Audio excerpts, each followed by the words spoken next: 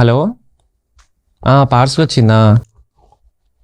అదేంది, నీ ఫోన్ నుండి పేమెంట్ చేయమంటున్నాడా? చేసే మరి. ఓ, నీ నెంబర్ కనిపించద్దాం. జై బాబు, జై బాబు. ఏమైందిరా అంత టెన్షన్ పెడుతున్నావు? ఇంటికి ఒక పార్సల్ వచ్చిందన్న.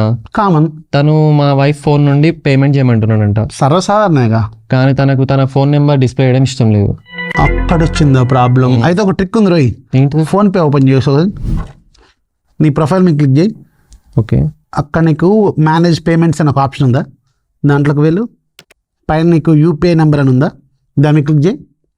అండ్ అక్కడ చూడు యాడ్ అని ఉంది, చూడు దాని మీద క్లిక్ చేయి.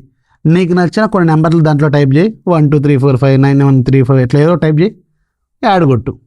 ఇది ఎప్పుడు ఉపయోగపడుద్ది అంటే, ఒకవేళ మన నెంబర్ వేరే వాళ్ళకి డిస్ప్లే చేయడం ఇష్టం లేదనుకో, అప్పుడు ఈ యూపీఐ ఐడి నుంచి పే చేయి. నీ బ్యాంక్ నుంచి కట్ అవుద్ది, బట్ నీ నెంబర్ అక్కడ డిస్ప్లే కావద్దు. నీ నెంబర్ తర్వాత వైబిఎల్ ఎక్సెల్ అని నెంబర్ ఉంటుంది కదా, అప్పుడు నీ నెంబర్ కనపడదు, ఈ ర్యాండమ్ నెంబర్ కనపడుద్ది.